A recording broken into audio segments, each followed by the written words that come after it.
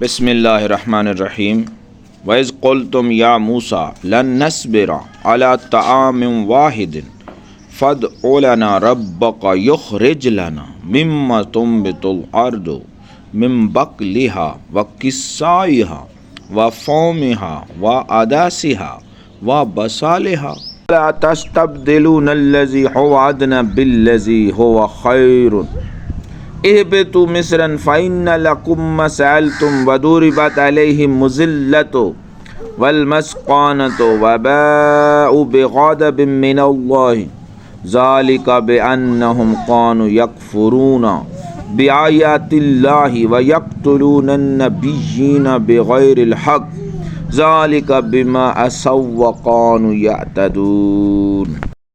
ترجمہ: اور جب تم نے کہا اے موسیٰ ہم سے تو ایک کھانے پر ہرگز صبر نہ ہوگا، تو آپ اپنے رب سے دعا کیجئے کہ زمین کی اگائی ہوئی چیزیں ہمارے لیے نکالے، کچھ ساگ اور کیکڑی اور گیہوں اور مسور اور پیاز۔ فرمایا کیا ادنا چیز کو بہتر کے بدلے مانگتے ہو؟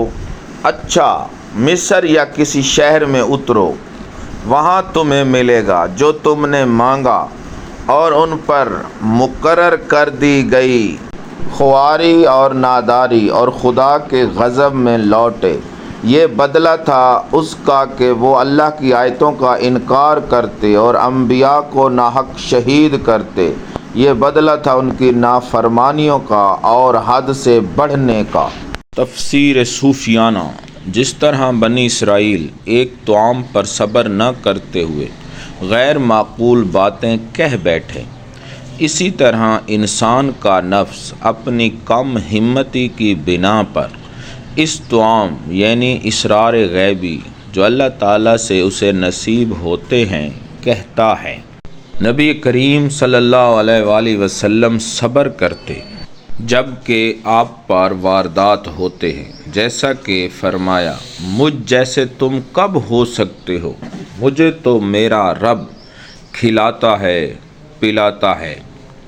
بلکہ یہ انسان صبر نہ کر کے قلب موسیٰ سے کہتا ہے فَادْعُ لَنَا رَبَّكَ يُخْرِجْ لَنَا مِمَّا تُنبِتُ الْأَرْضُ، یعنی اللہ تعالیٰ سے دعا کیجئے کہ ہمیں بشریت کی زمین، شہوات حیوانیہ کی سبزی اور لذات جسمانیہ کی کیکڑی عنایت فرمائیں۔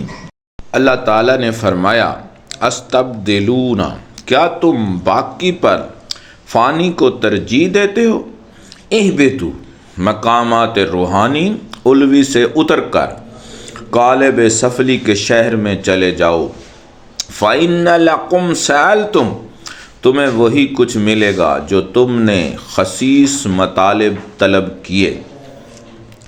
وَضُرِبَتْ عَلَيْهِمُ الذِّلَّةُ وَالْمَسْكَنَةُ، جانوروں اور حیوانوں کی طرح تم پر ذلت و خواری مسلط کی جائے گی، بلکہ اس سے بھی زیادہ ذلیل ہو جاؤ گے، کیونکہ تمہارا انجام اللہ تعالیٰ کے غضب کا مستعد ہو چکا ہے۔ ذَلِكَ بِأَنَّهُمْ كَانُوا يَكْفُرُونَ، یہ اس لیے کہ وہ لوگ واردات غیبیہ اور مکاشفات روحانیہ سے کفر کرنے والے تھے۔ بِآیاتِ اللہِ وَيَقْتُلُونَ النَّبِيِّينَ بِغَيْرِ الْحَقِّ، اور عالم غیب سے انبیاء علیہ السلام کے مقام سے جو کچھ ان کو عطیہ ملا اس کا باطل قرار دیتے اور ان کے اسرار کا انکار کرتے ہیں، اور یہ خرابیاں انہیں ان کی شامت اعمال ہیں جو انہوں نے اللہ تعالیٰ کے عہد توڑ کر اپنی جد و جہد اطاعت کے بجائے معصیت میں جاری رکھیں، اور حق تعالیٰ کی طلب کے بجائے ما سوا کی تمنا میں رہتے ہیں۔ مسئلہ آیت سے ثابت ہوا کہ اچھا اور لذیذ طعام کھانا جائز ہے۔ حضور نبی کریم صلی اللہ علیہ وآلہ وسلم میٹھے طعام اور شہد کو محبوب رکھتے اور ٹھنڈا میٹھا پانی نوش فرماتے تھے۔ وما توفیقی الا باللہ۔